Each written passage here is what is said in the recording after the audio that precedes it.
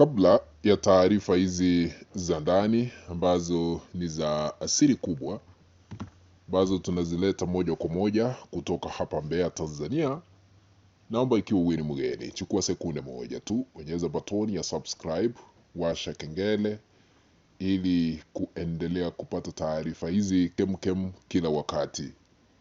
Cha muhimu cha kuzingatia unapoendelea kutazama hii kanda, tukabidhi like, kuna alama ya kidole like button hapo chini mwa kanda.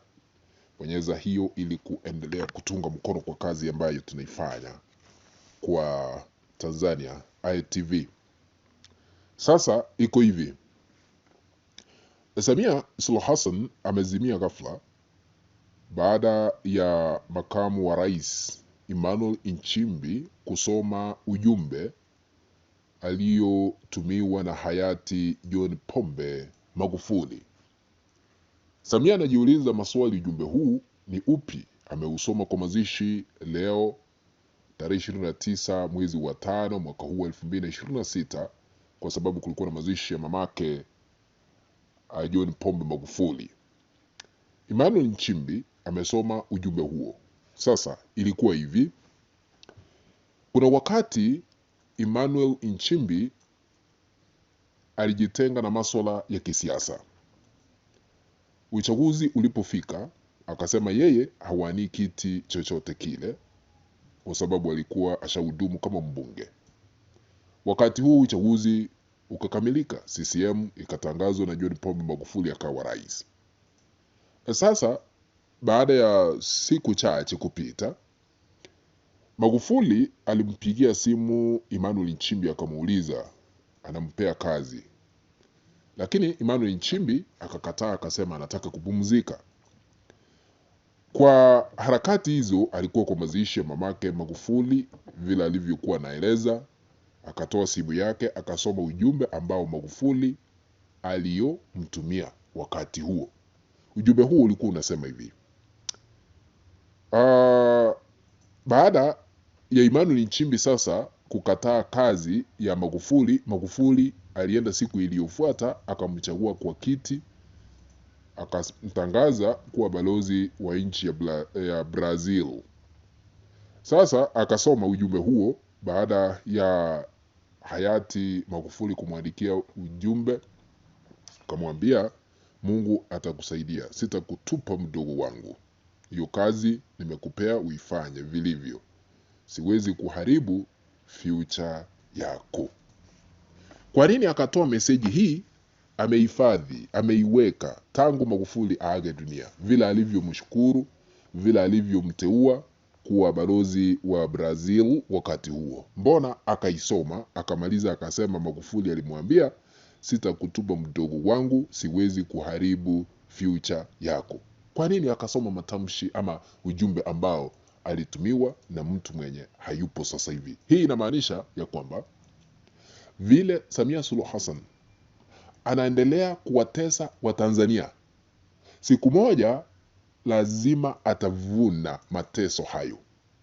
Magufuli alikuwa anafanya siasa ambazo ni nzuri, ingawa alitutangulia mbele za haki kipenzi cha Tanzania.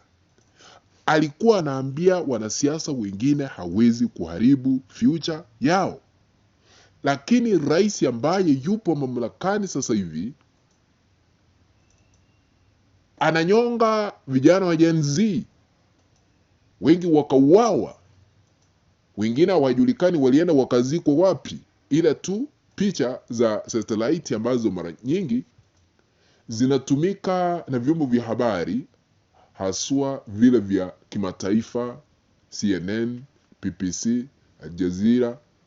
Picha zile zilionyesha baadhi ya makaburi ya halaiki ya pamoja ambapo Watanzania walienda wakazikwa kama njia moja ya kuzuia ushahidi dhidi ya Samia Suluhu Hassan kushitakiwa katika mahakama ya kihalifu ambayo ipo pale Uholanzi, ICC.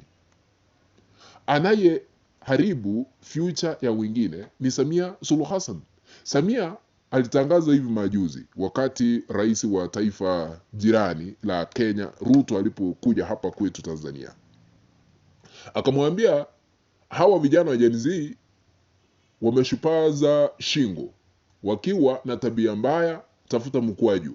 Mimi nitawapiga mikwaju, na wewe ukiwa Kenya wapige mikwaju. Yani ni mtu ambaye anaharibu future ya wengine bila kujua ya kwamba hawa ambao anaharibia ni binadamu ambao watakuwa viongozi katika siku zijazo. Emmanuel Nchimbi akateuliwa kuwa balozi baada ya kusema ya kwamba amechoka, anataka kupumzika, lakini hiyo kazi akaichukua. Nani akampongeza Magufuli hayati, akamwambia hawezi kuharibu future yake. Vile hakuharibu future ya Emmanuel Nchimbi. Emmanuel Nchimbi sasa hivi tunapoenda hewani ni makamu wa rais. Mwaka ujao ama katika uchaguzi ujao wa mwaka 2030 huyu Nchimbi atakuwa rais, kwa sababu maisha yake hayakuharibiwa na aliyekuwa mamlakani ambaye anaitwa John Pombe Magufuli. Lakini huyu kiongozi aliyejichagua, akajitangaza, akajiapisha chini ya ulinzi mkali wa kijeshi, Samia Suluhu Hassan, nia yake ni kunyonga. Yeyote ambaye anainua kichwa juu anamnyonga. Yeyote ambaye anapinga ama anaikosoa serikali yake anamnyonga. Utekaji nyara unaendelea. Kufikia sasa Humphrey Polepole aliweza kupotezwa mwaka jana mwezi wa 10. Hadi kufikia sasa hajulikani aliko. Kosa ni kukosoa serikali ya Samia Suluhu Hassan. Huyu ni kiongozi katili, kiongozi wa kimla, kiongozi dikteta ambaye hataki maendeleo, ambaye hataki demokrasia, ambaye hataki kukosolewa, ambaye hataki ukweli kusemwa hapa Tanzania. Kwa hivyo ni ujumbe ambao umeunda msingi kwamba penye tumefika viongozi tuweze kulinda viongozi ambao ni wadogo ama vijana ambao wameanza kuingia serikalini, wameanza kuingia siasa, ili tusije tukaharibu future yao. Unajua Emmanuel Nchimbi na Samia Suluhu Hassan hawaendani pamoja. Samia hataki kumuona Nchimbi. Nchimbi aliletwa tu na Jakaya Mrisho Kikwete kwa serikali hii. Hakuwa anatakiwa kuwa mgombea mwenza wa Samia Suluhu Hassan. Samia alikuwa na huyu Bashite, huyu Makonda ambaye ni waziri wa habari sasa hivi. Alikuwa anamtaka muweke kile kiti cha kuwa mgombea mwenza, sasa hivi angekuwa makamu wa rais. Lakini kwa sababu CCM mwenye yuko na sauti sio mwingine ila tu ni Jakaya Mrisho Kikwete, akamwambia kama unataka tikiti ya chama cha CCM lazima ukatae ukubali, upende usipende, lazima huyu ambaye nakupea anaitwa Emmanuel Nchimbi awe mgombea mwenza wa kiti cha urais, la sivyo hutapata tikiti. Kwa hivyo Suluhu alilazimishwa kumkubalia Emmanuel Nchimbi, ndio maana hawakubaliani kufikia sasa. Naomba kutamatishia hapo, tukutane kwa kanda ambayo nitaitengeneza baadaye. Ikiwa hauja subscribe, chukua sekunde moja ya mwisho, subscribe, washa kengele ili kuendelea kupata taarifa hizi kemkem kila wakati. Asanteni sana kwa hii kwa sasa.